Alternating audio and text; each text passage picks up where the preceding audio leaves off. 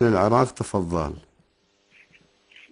السلام عليكم شيخ. عليكم السلام، أهلا وسهلا. الشيخ أنا قبل فترة رحت للسعودية وبالمدينة التقيت بشخص اسمه عبد الله.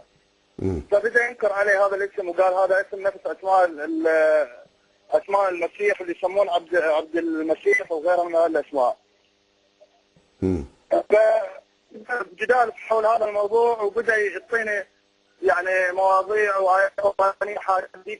فبصراحة الشيخ أنا بدأ يعني إلى وبديت يعني شلون تقول أشك وكذا. فهو اعطاني يعني أدلة، قال أنتم ليش تسمون هذه الأسماء؟ فقلت له احنا نسمي هذه الأسماء تبركا باسم النبي محمد عليه الصلاة والسلام. شكرا يا أخي الكريم. فقال لي إذا قال نعم الشيخ إذا تسمح لي بس أكمل. تفضل كمل.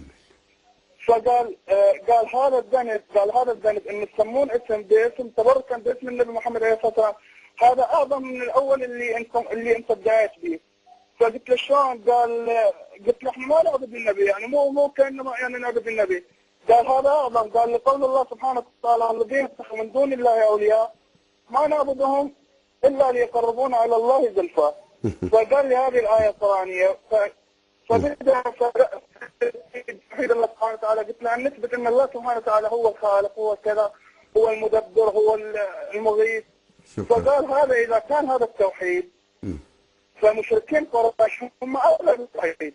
فقلت له شلون؟ قال لأن مشركين قريش هم كانوا يعني يحجون ويتصدقون ويصلون ويصومون، ولكن كانوا فقط يجعلون مع الله ندا في العبادة، يعني يدعون غير الله أو يدعون يقربهم إلى الله سبحانه وتعالى. شكرا. وأعطانا أدلة كثيرة. فشيخ أنا الصراحة ممكن شيخ بس أكمل. نعم أنا أكمل إن شاء الله. بدل يعني شلون تقول الشيطان يوسوس الداخلي.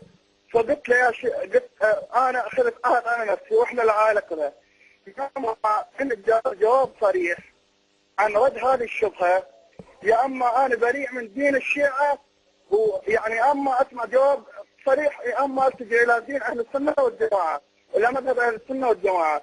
لان بصراحه يعني يا شيخ انا اخذت الايميل مالته وبدا هو يراسلني على الايميل، ويعني بدا يعني شلون يعني يعطيني ادله كثيره واحاديث وايات قرانيه، فما اجد ولا دليل واحد. اي ايات؟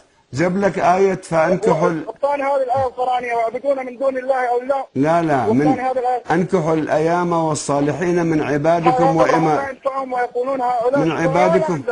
طيب أجاوبك إذا كنت شيعي أيضا أجاوبك. الأخ حسين من السعودية تفضل. حسين الأخ حسين. عليكم السلام، أهلا وسهلا.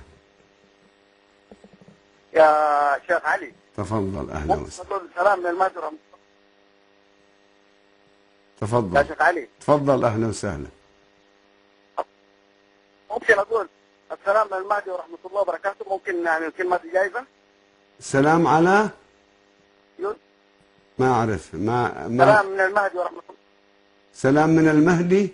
سلام من المهدي. أنت شفته يعني ورحمة الله وبركاته. شفته وحملك السلام يعني شفته أنت؟ هذه يجوز أقول. لا أنت تعتقد بالأعور الدجال موجود، يمكن شايفه هو. طيب أقول لك يا شيخ. تفضل. يقبح الله وجهك.